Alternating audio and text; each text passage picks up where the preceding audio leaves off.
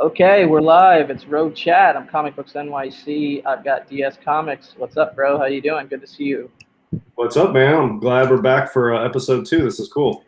Took us a while. We've been going back and forth with The scheduling. sequel. We do it like the movie, the franchise studio movies, where it's like you gotta at least wait a year, maybe 2 years, maybe 3 years, depending upon how good the movie is, or how many what kind of fan base we're looking at. But hopefully, maybe we can do an episode 3 before a month goes by in between, or I don't even know how long it's been. I know the last time we did it, I was in my old place, and I was kind of in the 11th hour of like packing things up and getting things ready to move and whatnot. And I knew it would kind of take me a second to like unwind over here, but I'm back in business.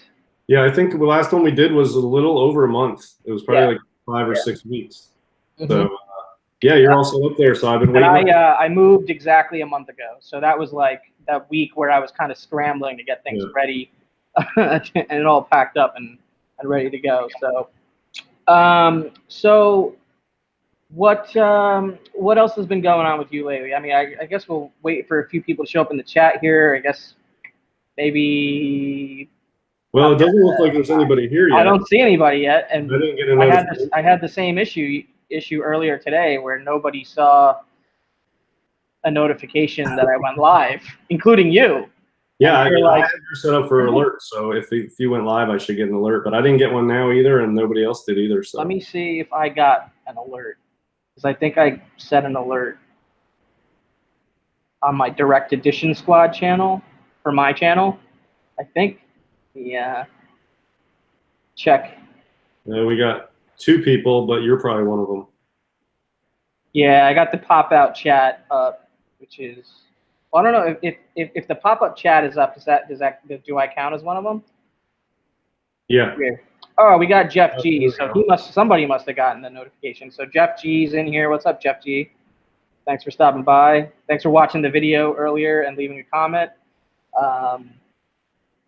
So if I show my haul again, it's not going to be a surprise to Jeff G, because I know he watched my video earlier. But that's fine. You can look at the books twice. And ask a question if you're gonna be with us for the duration, or if you haven't seen the first episode of Rogue Chat with me and DS. Basically, it's a Q&A show where we kind of just answer anything that the chat wants us to talk about: comics, non-comics, jokes, serious, whatever it is. Animals on Earth. Yeah, exactly. That was a bunch of non-comic related stuff. It was just that cool. was the that was definitely the topic of last week, or last chat. And then we also bring some books to the table. It's going to probably be sometimes it'll be a theme. Like last time we did back covers, or Golden Age back covers. This time we don't necessarily have a specific theme. I brought a haul, and DS has a few books or things he wants to show, including a Grail book that he's gonna unload, right? As soon as possible. As soon as possible, so that he can put it back into his own passion of pre-code horror, I would imagine, or not. I don't know. I mean, the thing with that, I've kind of moved off of pre-code horror temporarily. I don't know if you see my Instagram. That's right, because of the prices going so high. I'm still picking up like Golden Age stuff. I still like stuff that's dark or noir or creepy or horror related, but it doesn't necessarily have to be pre-code horror specifically, because that stuff, the prices are so high. I've actually been selling off some of my pre-code horror, which a good idea. Even books that I love, I don't mind selling them if I can make a profit, because there's other books I want, and this doubles as investments to me. So if I buy a book for $500 and I can sell it for $2,000, it really doesn't matter how much I love that book, because I can take the profit and I'll get other books that I love equally. I mean, I don't have a Suspense 3. Yeah. I've got a Terrific 5. Suspense 3 is the only pre-code horror book I want. It's the, like, I dabbled, like, I dabbled in a little bit in pre-code horror, and I didn't quite, because like 2018, 2019, I've been mainly collecting, sporadic Golden Age, let's just say, like sporadically, like a couple books here, a couple books there. I don't have a ton, but I tried a few pre-code horror books, and it wasn't necessarily my jam, but Schomburg still is my jam, and I still want to collect as many Schomburgs as I can, and that's definitely the Schomburg Grail.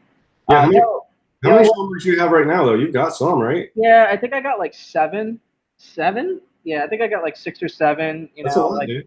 it's a decent amount. Like a couple of those are like, not really like sexy ones, like, like these like old retellings of like it really happened or whatever. Like some of those kind of books, like those lower tier Schomburgs and whatnot. But like, yeah, he's still up there for me. So Suspense 3 definitely a major both pre-code horror grail, I guess, and Schomburg grail. So oh, we got some more people showing up here. Biggie Shack, what's up, man? The immortal Biggie Shack, what's up? Good to see you. Sam I Am Comics, Just a Rican, what's up? Just watched Coast to Coast, great show tonight. All right, so now we got a couple people in here. Do you want to start showing some stuff? Well, you know what? I'm going to kick it off with a question, actually. All right, go for it, man. There's no plan here. Yeah. And again, guys, those of you showing up late, this is Rogue Chat. There's really no set format every time we do this. Kind of a free-for-all. You got a question for DS, you got a question for me, you got a question for us both, please pop it in the chat and we will address it. But the question from me to you is, I noticed that you started this account on Instagram called PCH Market Watch. It's a little bit related to what we were just talking about. And you kind of separated it and launched a brand new account, outside of your DS Comics account specifically for that. And you've been posting like, both record and non-record sales, or just sales that you find interesting in the PCH market. You want to expand a little bit on that, or just like what made you what made you decide to go ahead and do that and launch it? Because I think it's a really awesome idea and a great resource. Yeah, there's not really look, the only price guide out there is Overstreet Price Guide, like in hard format, and then everybody else uses Go Collect and GPA. Yeah. The 3 of those are useless when it comes to most Golden Age, and specifically the stuff I collect, which is non-superhero, no action comics, no detective comics, like this random. Dude, honestly, I collect action comics, detective comics, and superhero Golden Age, and Go Collect still doesn't help me.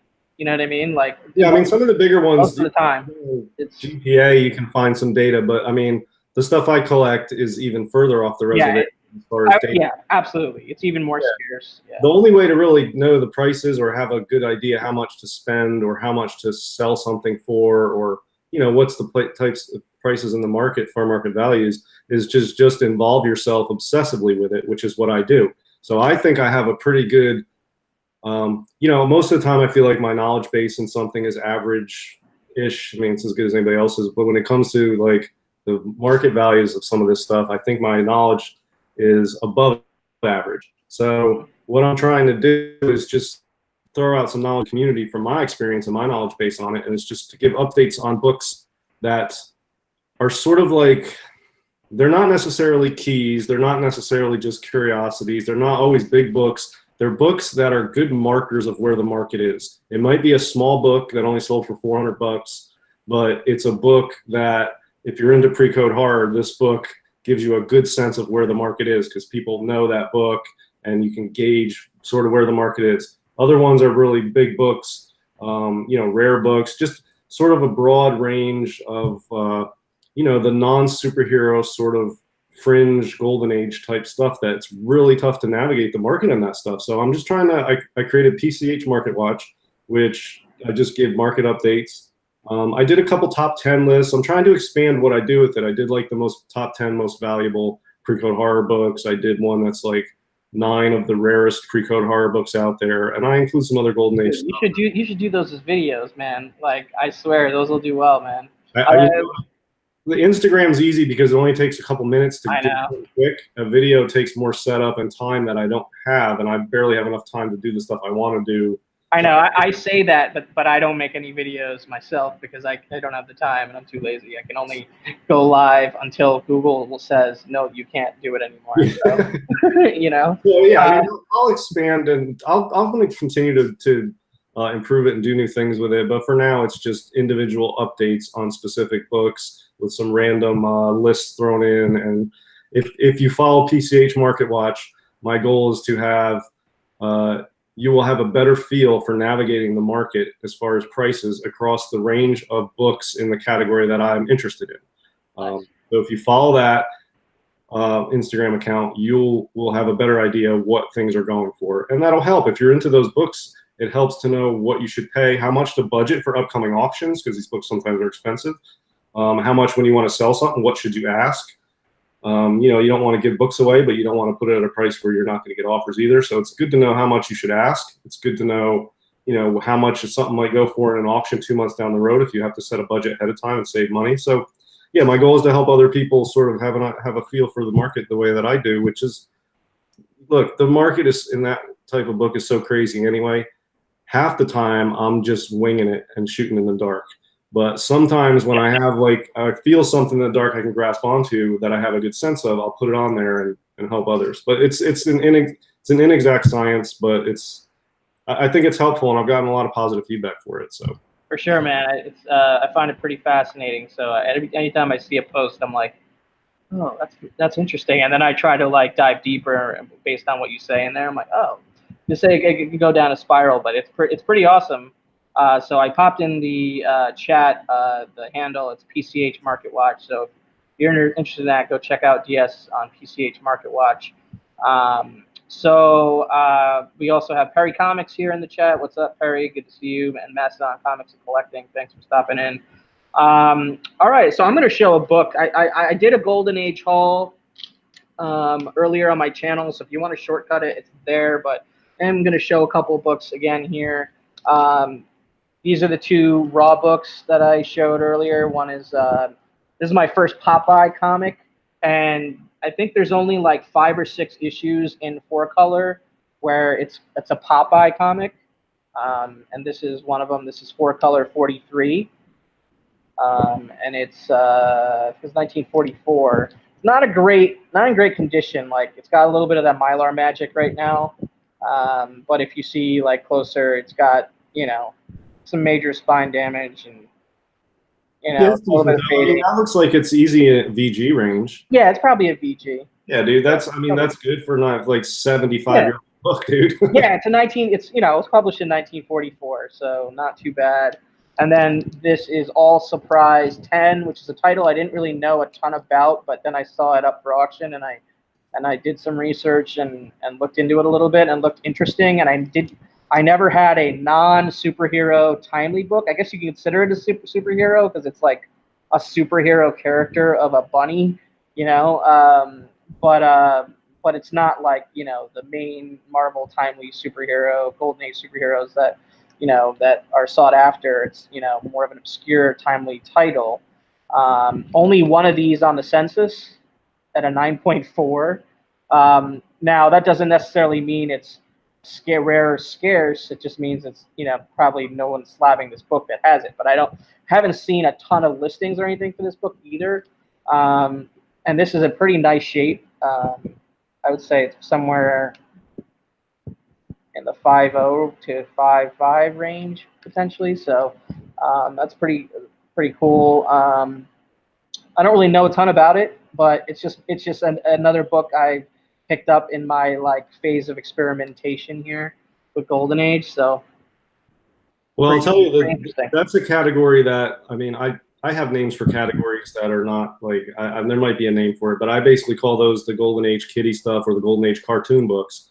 Not that they're better or worse or anything else, but some of those are exceedingly rare. Some of the timely ones or some of like the novelty stuff, they're really hard to find. Yeah, and like top-notch artists on them, and they're really cool books. And there are people that there's collectors that specifically go after that stuff. And right now they're cheap. But I think that's probably, it's a less popular category, obviously, than like horror or superhero in the Golden Age. But at some point, that stuff will start to move up also. And that's what I'm saying. That's what I'm saying, man. Like I feel like, you know, it's whatever the phrase is, rising tide lifts all boats or whatever it is. Exactly. Like, yeah, it totally applies to just the whole Golden Age sector era of comics right now. I would say, and when I see something that I haven't heard of come up for auction, and I don't see a lot of copies out there, and there's a low number on the census, that immediately kind of sets off this like kind of light bulb of interest. It doesn't always mean I'm going to pull the trigger or be bidding on that auction, but I at least will then take the next step and sort of go down the rabbit hole of trying to research a little bit and see what is out there, what's on the census, what what the book is sold for, how long it's been since it's last been sold, those kind of things. And it's just all part of the process of this learning that I've. Yeah, I think comic book, or was it Comic Addiction on YouTube, and I think he uses Comic Book Crackhead on Instagram as his handle. He has an affinity for those type of books, and I talk to him on a regular basis about random stuff and Golden Age books specifically. He found one at either his LCS or somewhere for cheap, like in a dollar bin or something, and it's one of those type of books. Yeah. It's an LB Cole cover that I had never seen before. That's the only one I've ever seen in magazines or for sale or anywhere ever, is the one he has. I have a Frazetta like that. It's Goofy Comics 29. Yeah, Frazetta did a lot of stuff also in Cuckoo Comics, which is a cool one too. And some of those are really rare. That one he has is, you know, I would pay, I've offered to buy it off him, and I hope if he sells it, he hits me up because I want it. But yeah, it's really rare. And I've never seen it before. That's the only one I've ever seen. It's an LB Cole cover, and it's a gem of a book. And, you know, it's worth far more than $1. I mean, it's worth hundreds and hundreds of dollars. I would 100%. Give him $30 for it. So before I show any books, we do have a question here from Mastodon Comics and Collecting. He says, is there a Mylar size that you would recommend for old pulp mags? So what I would say is probably Golden Age size would fit, but I can't really guarantee that because I don't actually have any pulps. I've never actually come across a pulp that I wanted to pick up in the wild or elsewhere. I am semi interested in pulps and might add a pulp to my collection eventually, but so far to date in my collecting, I haven't had any pulps personally. I know DS, you got a few. I got a few, and I'll answer that question. Yeah. What I do for pulps. So here's pulp I've got in a bag with board. And this is actually a pretty good one. This is a DeSoto cover. Pretty tough to find here. Is that magazine size, or is it like an 8-inch Golden Age? No, so all right. So here's a size comparison. Here's Astonishing Tales 25, and you know, here is the. Yeah. So you know, the pulps are about the size of a Bronze Age book, maybe slightly smaller. Just thicker. They're thicker. So basically what I do is I put the pulps into a Golden Age bag with like 1 or 2 Golden Age boards, and it makes a nice snug fit. But they fit perfectly. I don't use Mylar specifically because they're too stiff, and with some Golden Age books that have ragged edges, I don't like moving them in and out of there. It can tear the book. Right. But so this is. I mean, I use Mylar like on this book, for example. I mean, I don't mind it, but I do know what you're saying. There is a risk that you're taking, especially with a raw book that's in a fragile condition, like a lot of these Golden Age books are. You're right. It's probably a safer bet to not use Mylar. But for a book like this, where I know I'm probably likely not going to send it into CGC, I kind of tend to put it in the Mylar. But then again, you know, I do like taking the books out every once in a while, letting them breathe. But, yeah, I mean, you know, it's whatever the preference is. But size-wise, I mean, I don't use Mylars, but I use Golden Age poly bags with Golden Age boards for pulps, and they fit good. Now, the early pulps are like the bed sheet size ones. They're much larger, like the ones from the 20s are bigger even than the pulps from the 30s and 40s. Those don't even fit, I think, in magazine size. So I'm not sure. I don't own any of those, but these fit great just in Golden Age size. So I think if you have a Golden Age Mylar, probably can fit a pulp in there. I mean, it's like, I don't know, it's like twice as thick as like a giant size X-Men type square bound. Yeah, I use, so what I do is I use a Golden Age size, or no, I use essentially a silver / Golden Age size E. Gerber fullback, and then for this book, for example, like a Golden Age size fullback, and then I put in either two halfbacks if I have halfbacks, or just two regular boards, golden age size boards behind it, behind the fullback, so that it's like really super sturdy Yeah. inside the Mylar.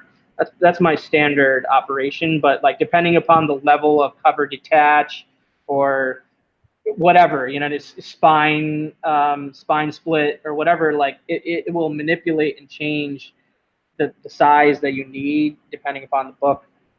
So sometimes I will use a magazine size, sometimes I will use a magazine size to put a golden age book, just because I'm afraid of what might happen in the golden age size mylar bag, in Yeah. particular. So Well, I'll show you, like, the golden age books that are like from the like 30, well, let's just say 38. We'll just start with 38 because Action won. 38, 39, and 1940. Those 3 years, the books for most publishers were much bigger. Like, for instance, this is one from the mid 40s. This is like 45 or 46.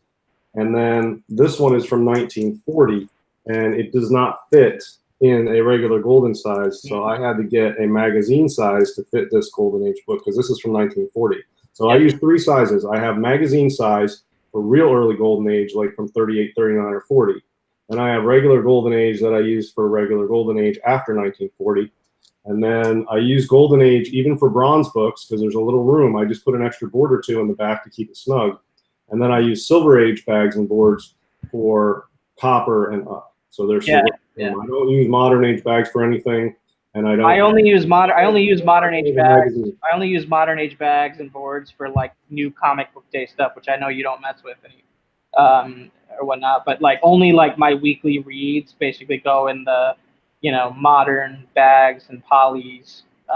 I used to be so hardcore about the Mylar that even my new comic book day Wednesday books would go in like, Mylar, like in Mylights 2s and stuff.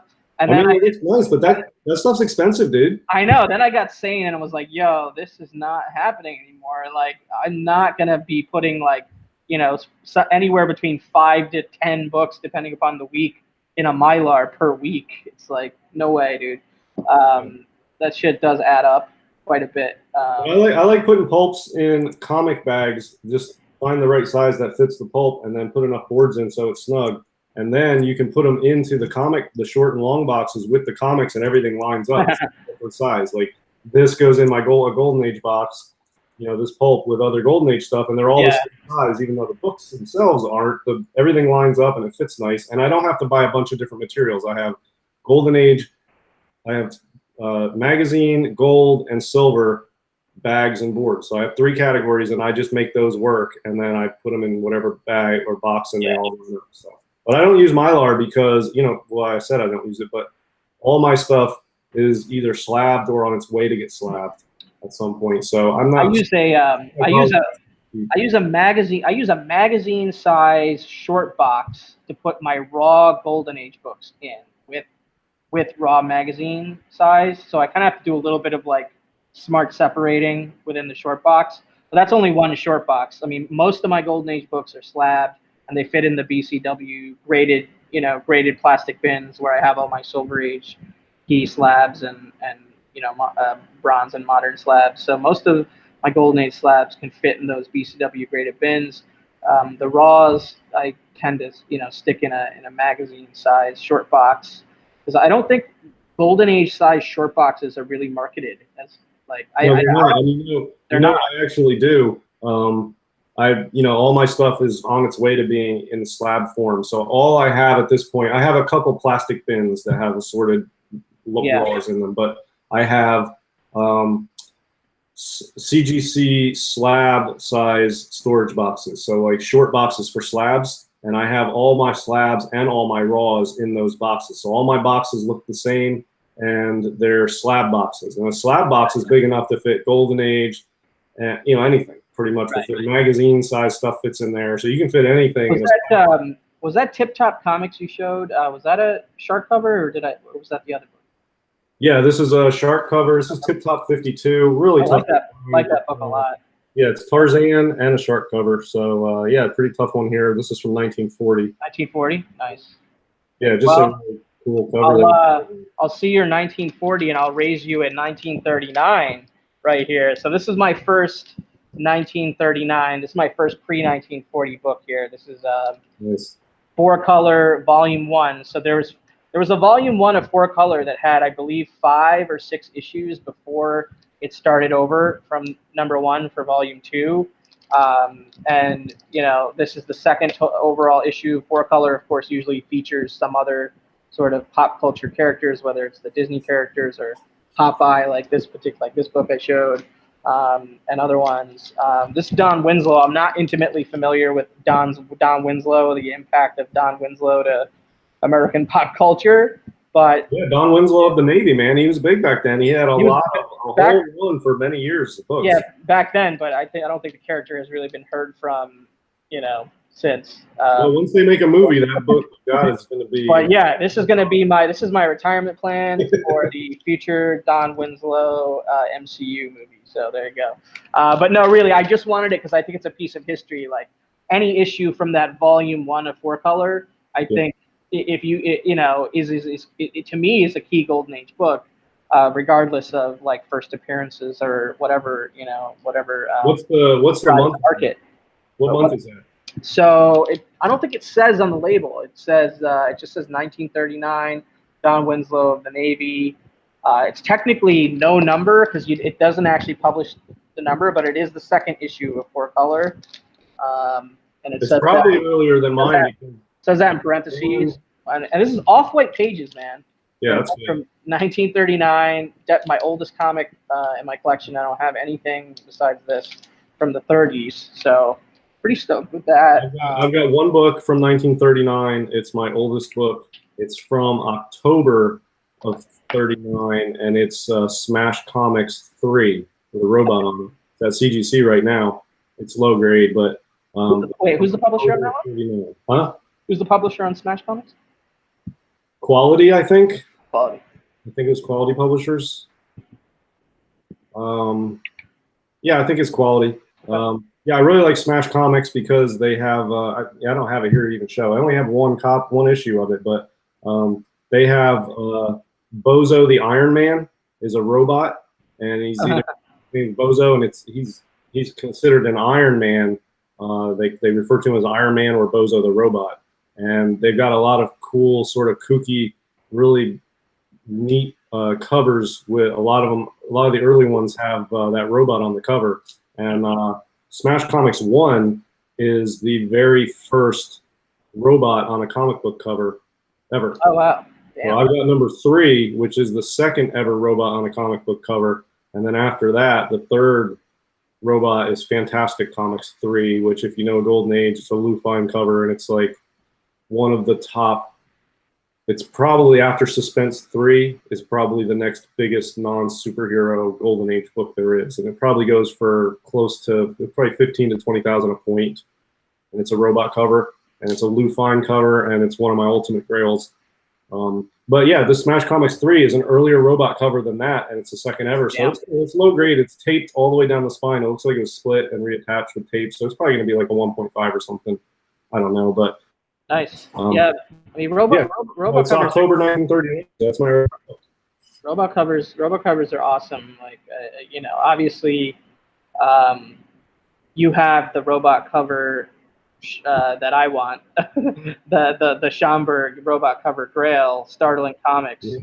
I want that book so bad, but you know what? We talked about that last year. Remember, we're like, who's going to get it first? Because we both want it. And we went into this year, we're like, man, we can't afford it. We got too much going on. And then I really thought you were going to beat me to the punch because there was one out there, but I think we both passed on it because it had some smudges and a key part of the art.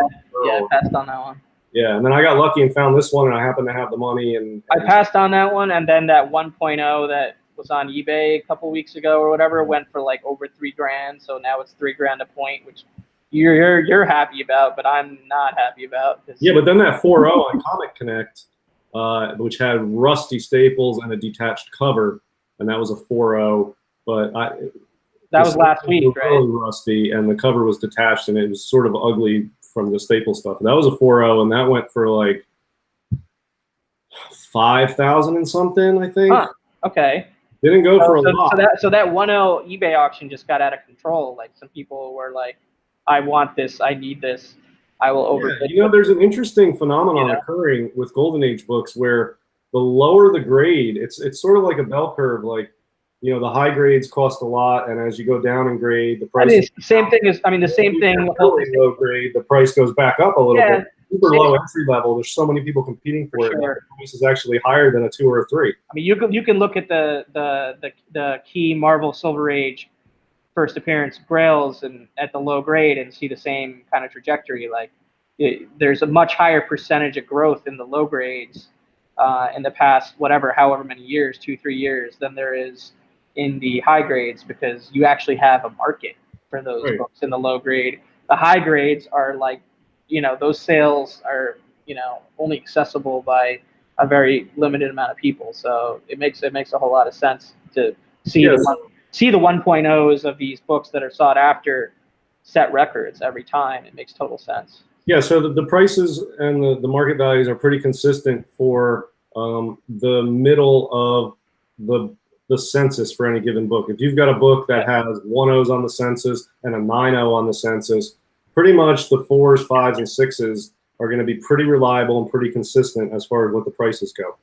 If you have a book that tops out on the census at 6.0, then you're looking at, you know, the 3s and 4s are going to be pretty consistent. But once you get to the higher grades towards the top of the census or the real low grades, the prices are all over the place. The high grades, because you have high-end top collectors that want highest graded copies, and the prices sway wildly. The low ones, because they're entry level, which used to mean cheap, but now it means the cheaper, but it's cheaper, but it gets so many people flocking to them that the prices sometimes of a 1.0 or a 0.5 will go higher than a 2.0 or a 2.5.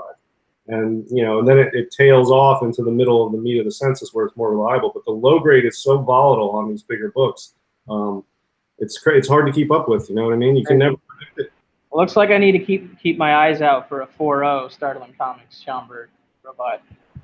Yeah, there's like 60 of those on the Dude, 4.0 is like one of my jam like targets, honestly, for Golden Age. I mean, the other book that I had on the haul that I was also wanted to show here tonight is a 4.0 Detective Comics 109 classic Jack Burnley Joker cover. I have 108, which is the first bat signal on the cover, also in a 4.0. I got a lot of like, I think I have maybe like a third of my collection is like in the 4.0 kind of range, or even specifically a 4.0 grade book like this one is. You know, yeah, I really like 4.0s and 4.5s. It's like my favorite grade for Golden Age because they're affordable and they look great. And you know, if it weren't for other grades, if you just look at it in a vacuum, it's a super old book. It's in really solid condition. It just looks like it has a little wear because it's old, but it's not beat to hell. But it doesn't look like fake and brand new, which is sort of like a sketchy look for an old Golden Age and like a 9.6. Right. Yeah, I mean, it's obviously an awesome book, but I don't. The 4.5s, 4.0s, they have a look of honest wear to them, and they're still rock solid. Like until you compare them to higher grades, but by itself, when you have one in your comic room or up on the wall, they're fantastic examples of Golden Age books. I love 4.0s. 4.0s are great, man. I mean, it's that I don't know. There's like ratio of price to presentation to, you know, scarcity or whatever it is. Like it works. That's kind of like my sweet spot. Until maybe I sell all of my books to try to get one really high grade, whatever. You know, I'm not saying I want to do that. You know what I mean? But that is a potential option when you go down the road of accumulating Golden Age collection and, you know, a collection where you have all the Silver Age, you know, big books, quote unquote. I'm not saying I do, but you know, like once you have that kind of a collection, then it like you can start to look at your collection as like, you know, a portfolio where you could technically turn that into something like, you know, whatever, like an Action Comics under issue 10 at a high grade or whatever it is, you know, whatever floats your boat. And for me, it would be like a pre-Robin detective at a high grade or something like that. You know what I mean? Yeah, no, that would be an awesome book. I like those. that would be in like an ultimate kind of Grail book for me, and it's just a matter of like what's your priority as a collector. But I want to say what's up to Comics Miss Explained, who joined us in the chat. I'm not sure when he joined us in the chat or if he's still in the chat, but he did join us. So what's up, bro? Not seeing a lot of questions here, so maybe we can still just go for a free-for-all kind of thing. I know you had a book. We've got 3 watching, so I mean, there's only There you go. Yeah, so maybe people will see this on the replay, but I know you had a book that you wanted to show. I don't want to hog all the book showing time. And it's not a Golden Age book, which is interesting, but it is a Grail book. What do you got? Yeah, so I continually go through my collection and sell books for a profit and buy new books, and it's sort of like you said, it's a portfolio of investments. But I only invest in books that I really like. So I sell books I really like, books I really like, and if the values go up, I'll flip it. You know, it's like investments like stocks or anything else. Yeah. You know, the price goes up, I sell for a profit, I move into some other investments. But I only invest in stuff that I like. I had a Golden Age book that I paid $500 for. Prices have gone up. I paid $500 like 8 months ago. So I was trying to get like 2,000 out of it, which I thought was reasonable, and it is reasonable. I ended up working a trade with somebody, and I got this book in a trade. So I'm like, yeah, I'll trade for that because this is liquid. It's a good book. You know, obviously what it is. Giant size #1, giant size X-Men 1, 7.5. I got one back here somewhere.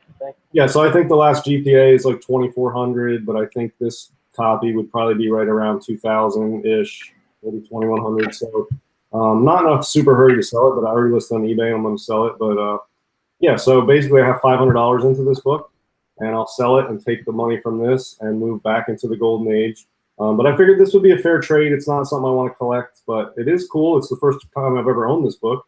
And, you know, this has the value of what I wanted out of that book. So instead of getting cash, I got this, and this is just as good. It's pretty liquid, and, you know, I'll probably throw it up on the eBay auction tomorrow, starting at $1 and see what happens. I'm sure they'll get it right around $2,000. You know what I mean? Yeah, you'll make out like a bandit on that transaction. Well done. I mean, I have a 7.5 CGC X-Men giant size X-Men #1 that, you know, I'm keeping for now. I might sell at some point down the line, but I did buy this copy, which I have yet to get graded. Yeah, and this is a nice copy. Have not sent it in yet.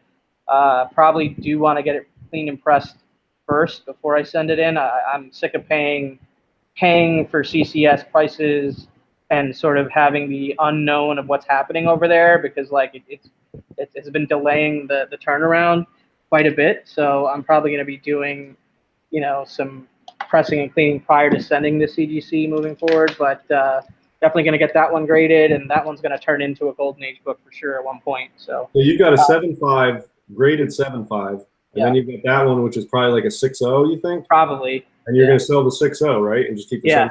Yeah, I think it's a good plan.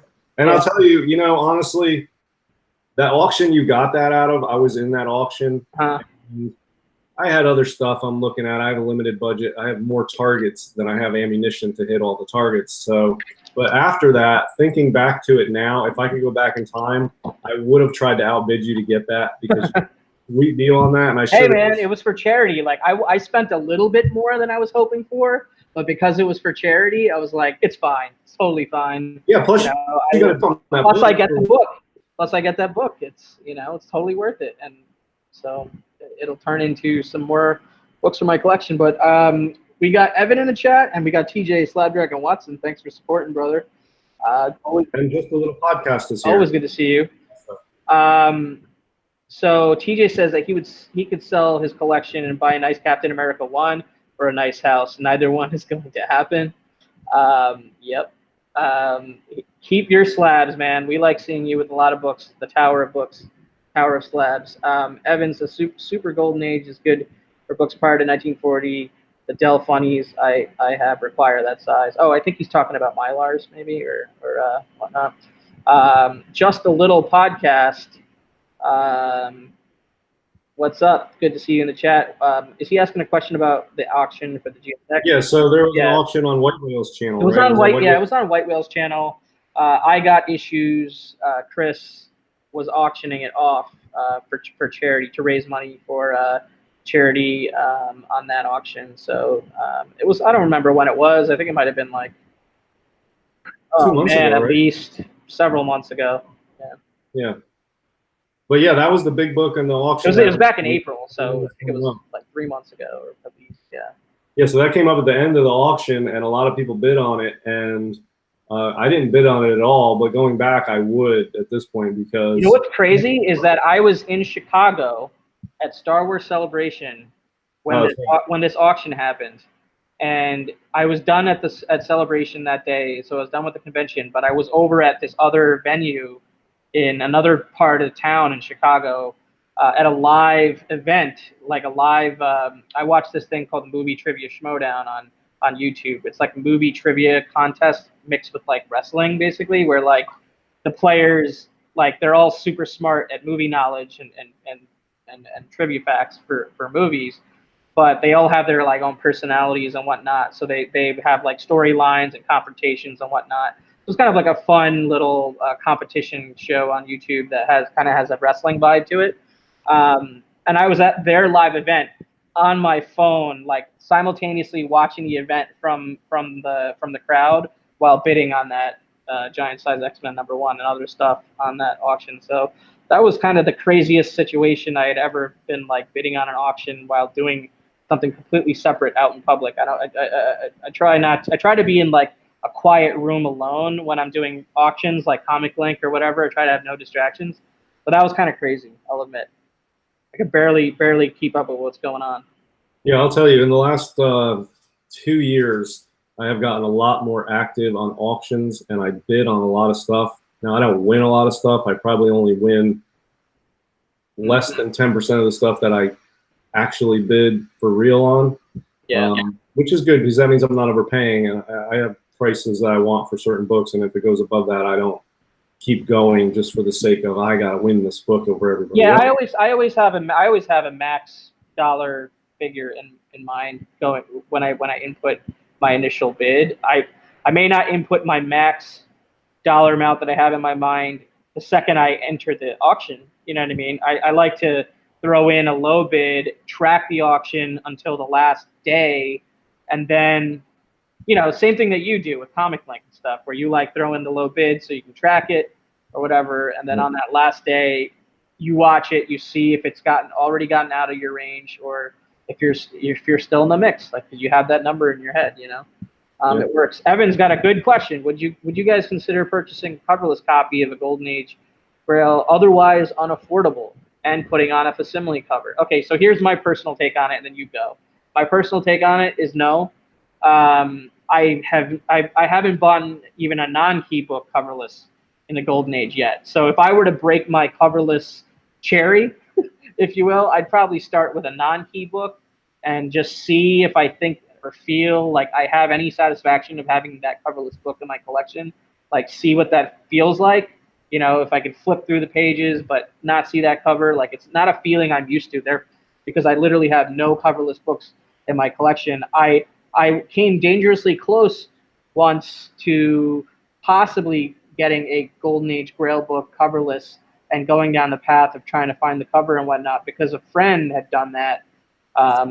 You know, and DS and I both know this person, and so they had done that, and I had talked to that person about it, because they seemed like it was, you know, a worthy endeavor. But the more I thought about it, the more frustrated I became with the concept of like having that much money into a book that isn't complete, that I then have to pay more money to track down the cover, then marry it properly, get it, you know, get it graded again, and then all those steps there include time and money, and it's just like, no, it's really not for me. So I don't know how you feel.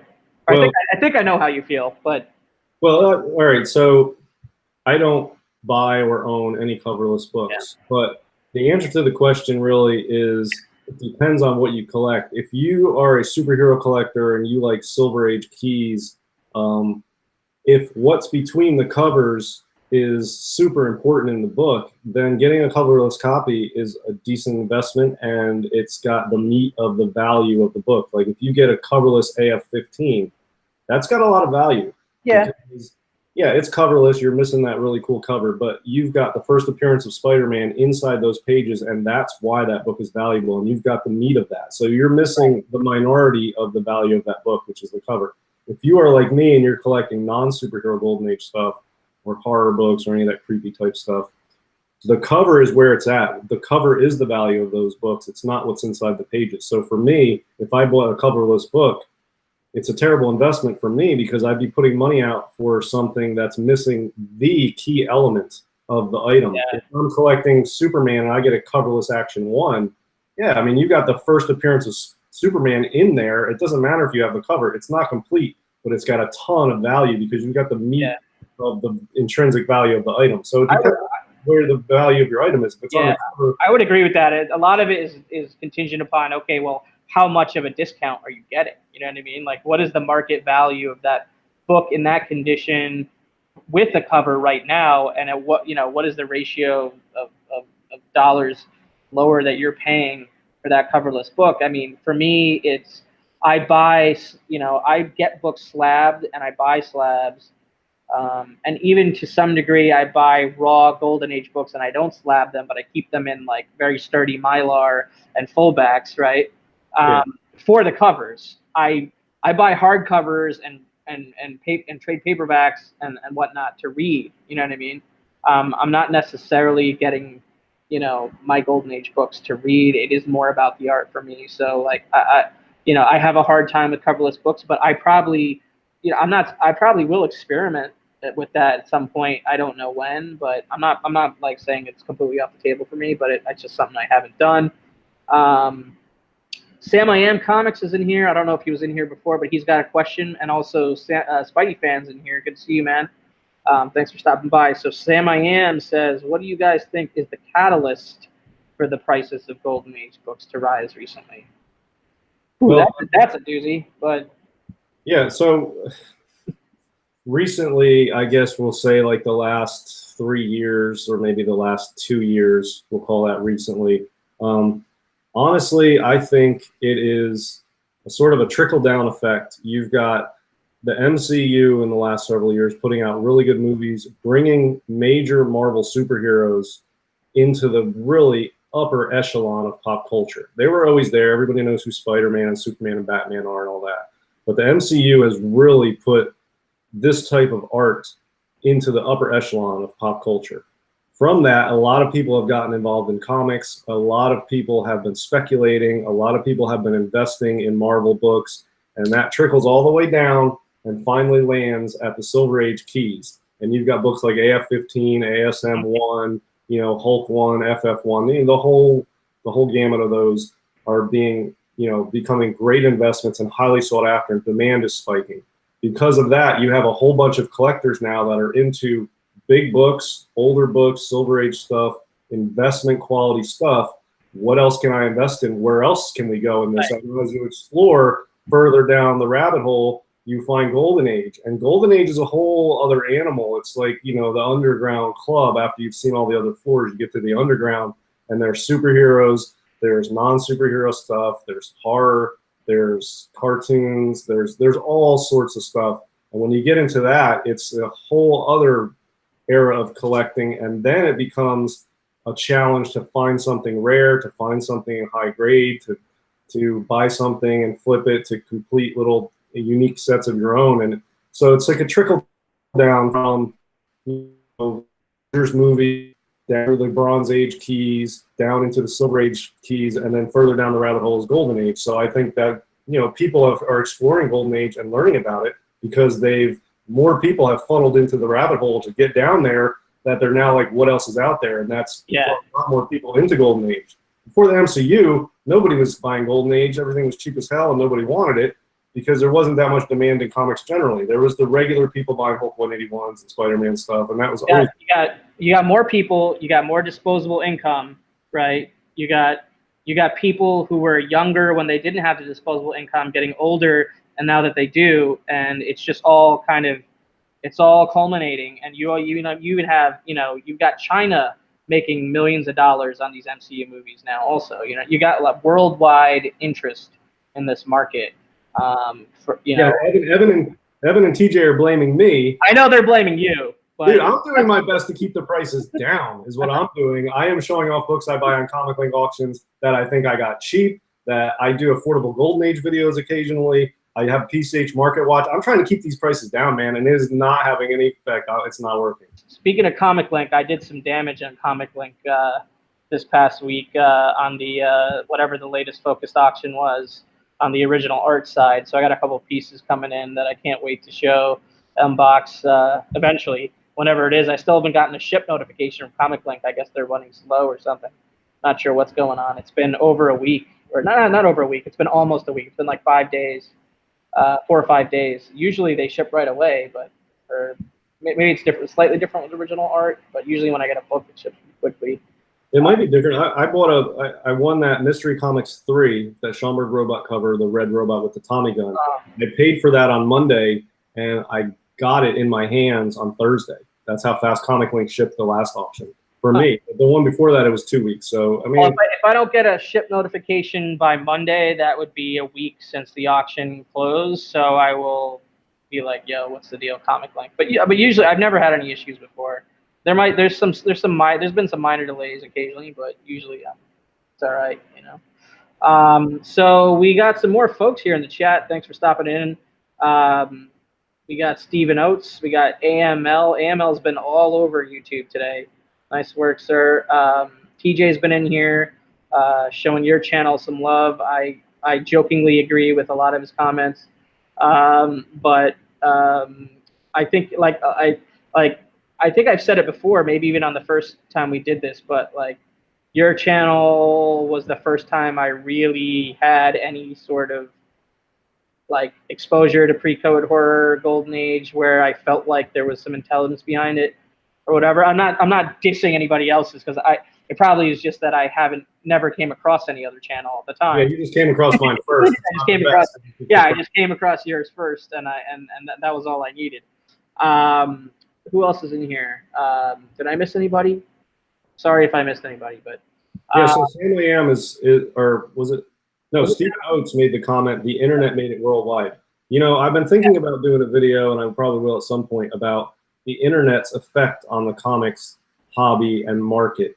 And it's really interesting because the internet really came about in like '94 generally. I mean, I know it was around before that. If you look deep into the history of the internet, but '94, '95, it really got legs under it at the internet boom, you know, companies in like 2000. So really 2000 is where it really hit afterburners and took off. At that point, if you look what changed in the comic book hobby since starting at 2000, that has sort of tracked the development of the internet, you can see a lot of it is because of the internet. And one is third-party grading. Slabbing books was something that was not around at all until the internet. And the reason is because the internet became, and is obviously now, by far the biggest comic book market in the world. And you get eBay, you got auction sites, you got any number of places online to buy comics.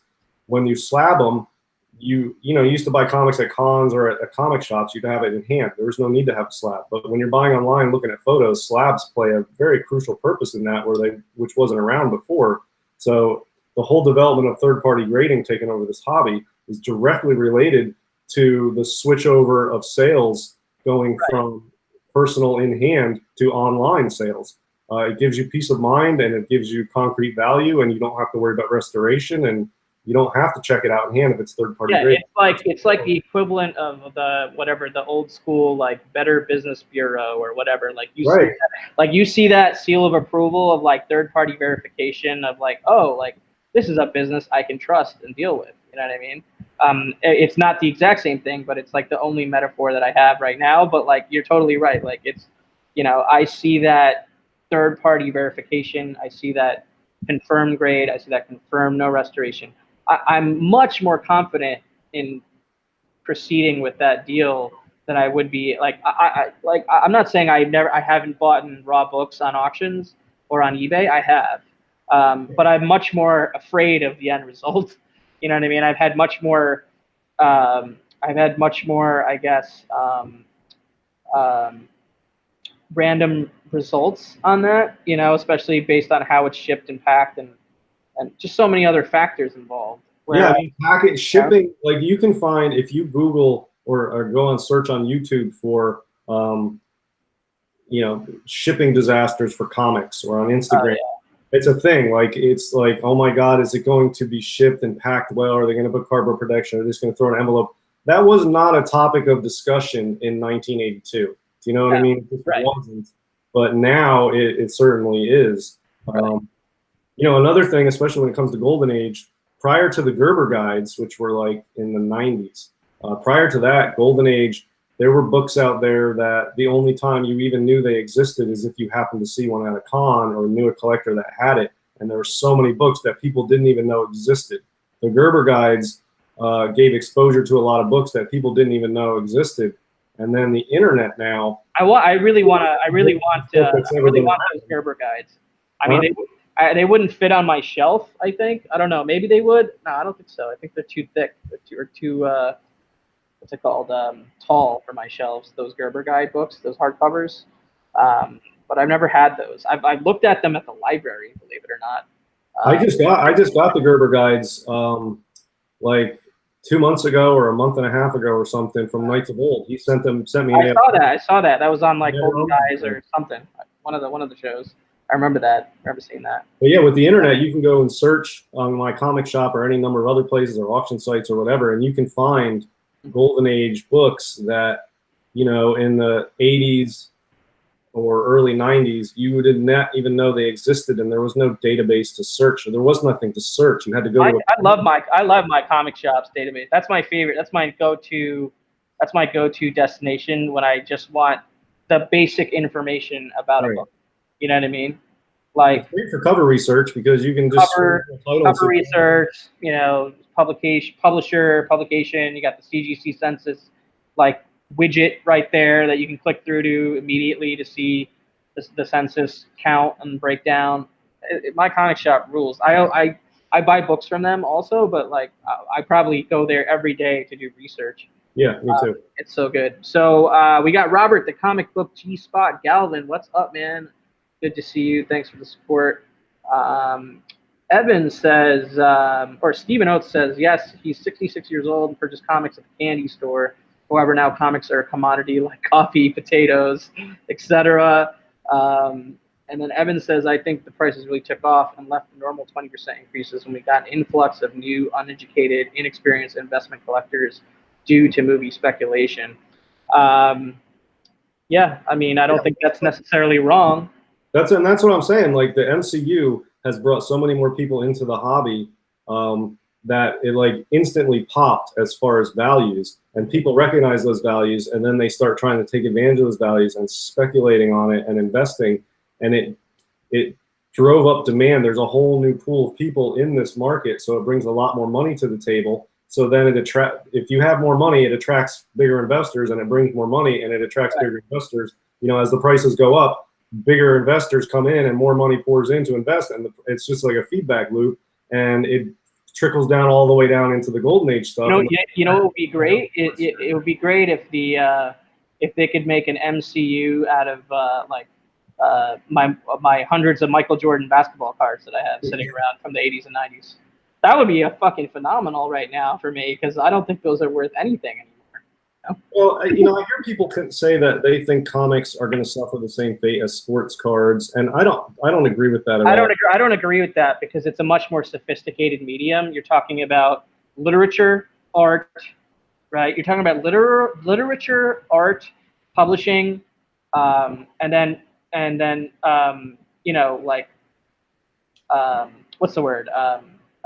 Cultural history. You know, cultural historical significance, right? Beyond. Yeah, as long as sports are popular, a particular athlete's popular, you know, a card might be popular, but it's not. Yeah, but it's not. It's a sport. It's people play and there's a score. It's not genuine, original thought, ideas, and literature. You know. Like, yeah, they'll always be collectible, just like any type of.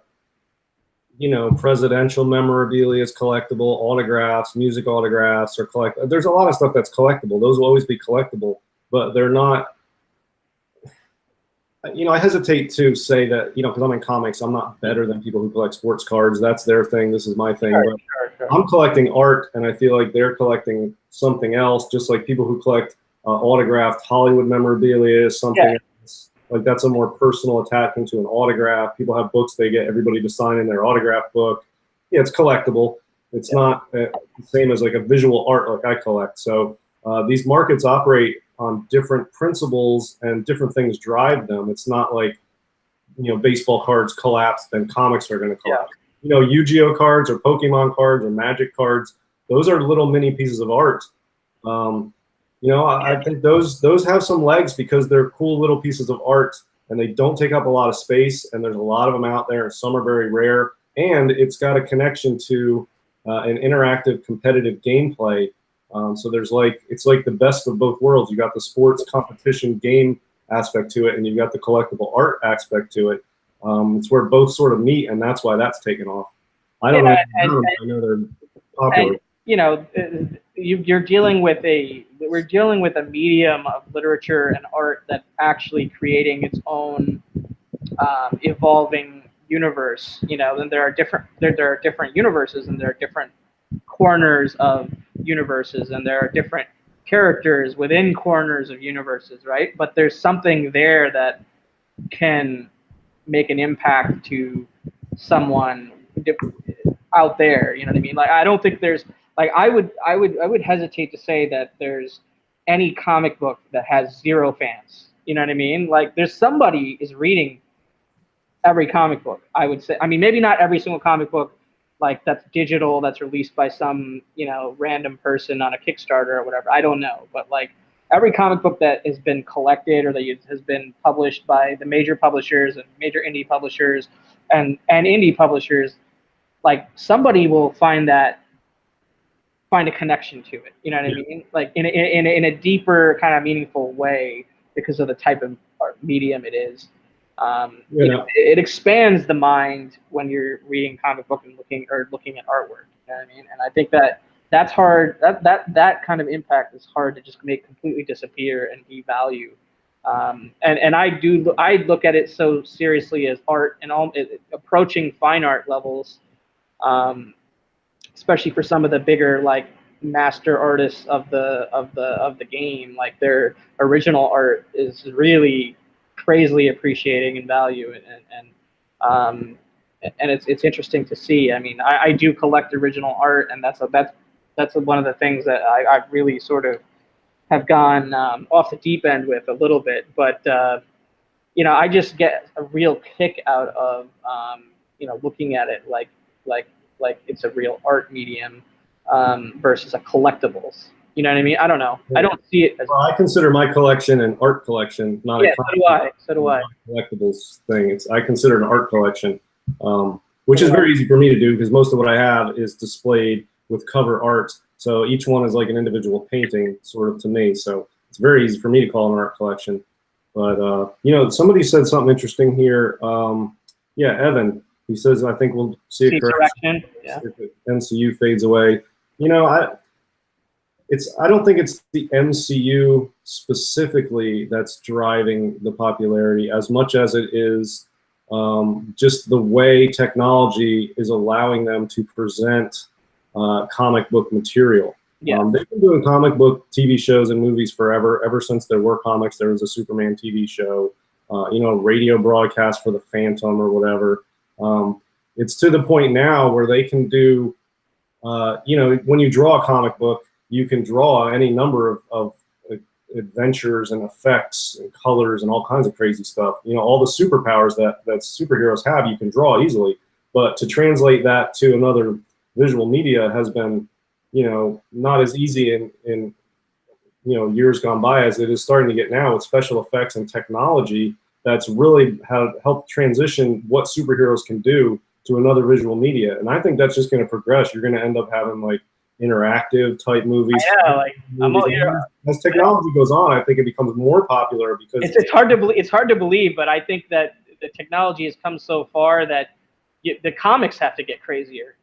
You know what I mean? Like I don't know. Like, it's crazy to me. Like, I mean, like there are things that I've seen in comic book movies that have just dropped my jaws to the floor. Like, how is that possible to get on a screen? But they're doing it now. So Yeah, I mean, and if they're cranking them out left and right, and there's no, it's not like they're taking shortcuts on the special effects. I mean, these are the best special effects that have ever been around in seriously. movies, and eventually they're going to be doing something, you know, more interactive or holographic or something. You know, you can already see they have virtual reality. Yeah, like at VR. Disney, like at Disneyland or Universal Studios, Orlando or something, they have these rides that are interactive. You can see the direction this stuff is going, where it's going to start becoming a fully encompassing sort of experience that you're involved in, like almost in your own plane of reality. It's going to seem like you're part of it, and it's going to be the ultimate experience of a comic book quote movie. So I think there's a long way to go on this. I can't wait to go into the comic hobby, and then I think when they get in the comic hobby, once you get down past the speculators and you get into stuff that's not related to the movies, it's its own market and it's sort of insulated from movies. Movies can go away entirely. I think a lot of the golden age stuff is still going to be popular because it really doesn't depend on movies at all. It doesn't matter. now. In the movie.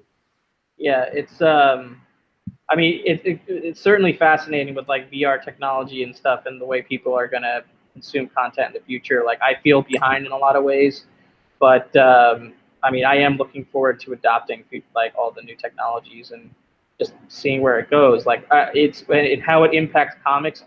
I don't really necessarily know. I think right now it is the movie thing, you know, that like we've been saying, but you know, certainly like when you look at like gaming and stuff like that, like that's a that's a bigger industry than even the movies now. You know what I mean?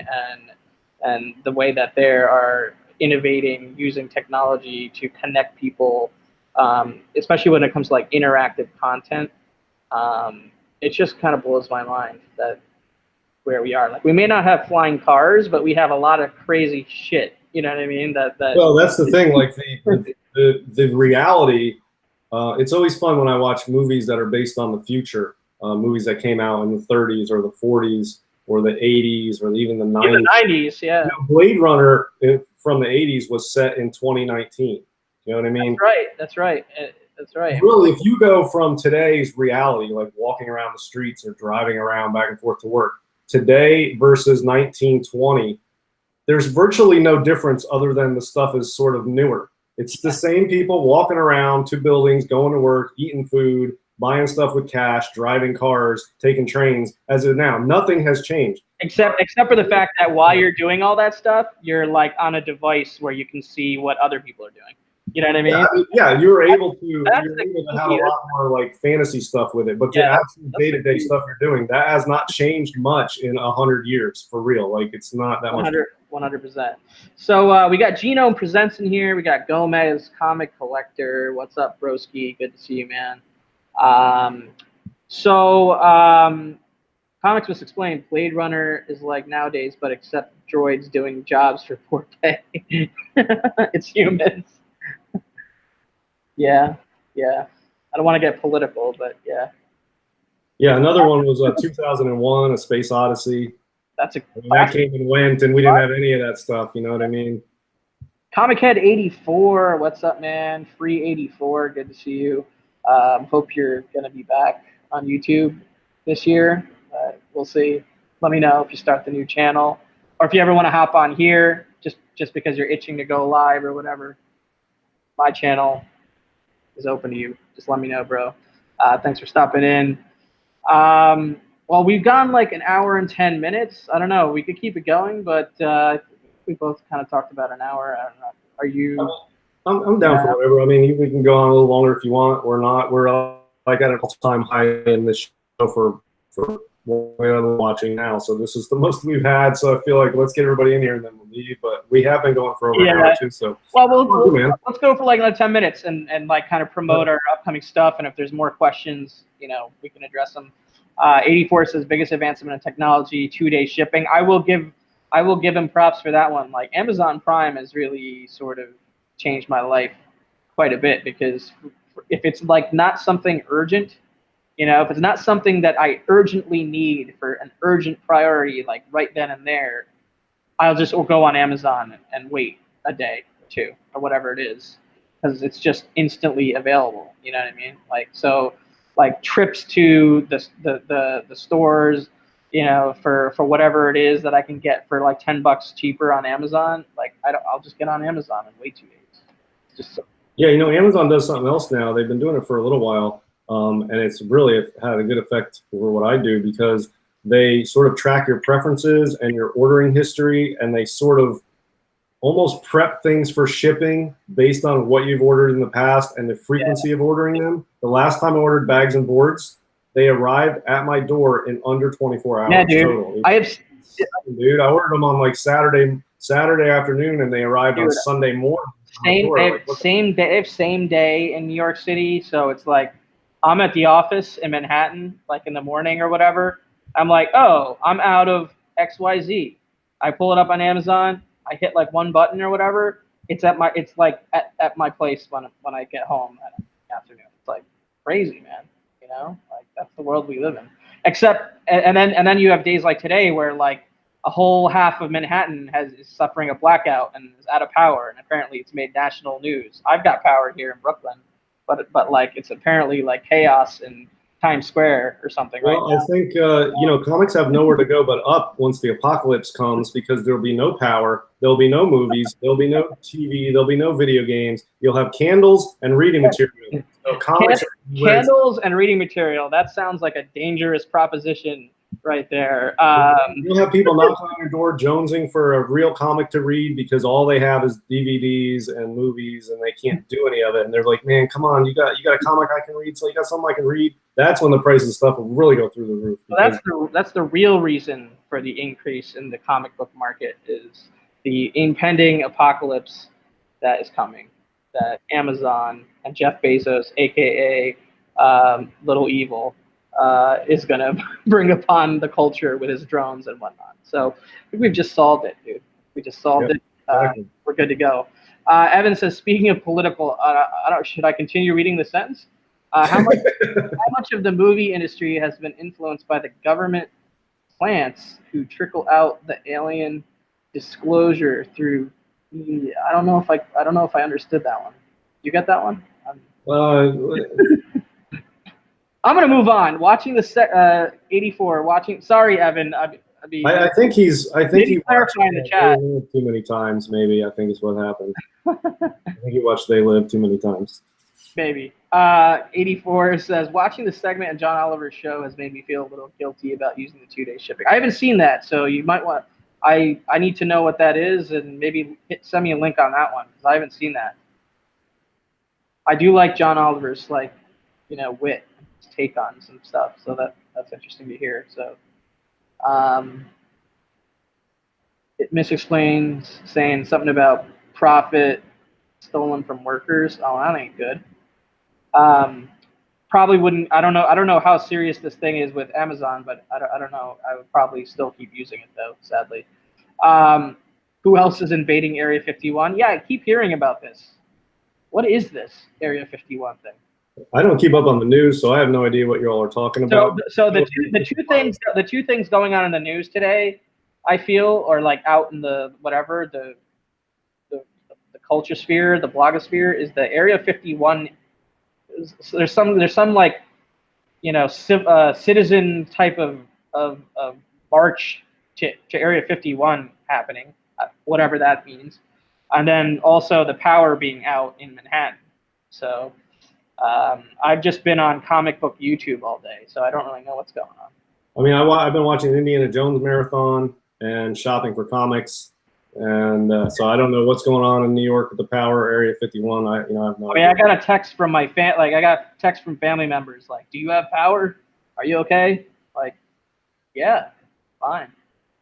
So anyway, all right. I think that's it, guys. I think we are at the 1 hour 15 mark. We've had a pretty good turnout after a slow start. Thanks everybody for showing up, for participating, for asking questions, for listening to our sometimes smart points, sometimes dumb points about life and comic books and Golden Age and the market and the movie industry and Amazon and politics and UFOs I don't even know what this show is about anymore, and I guess that's the point because we just covered all that in about Rogue chat, man. It's not only rogue by time and place. It's 75-minute show, time. and it's a 75-minute show, and we presented topics from like 12 different cable networks.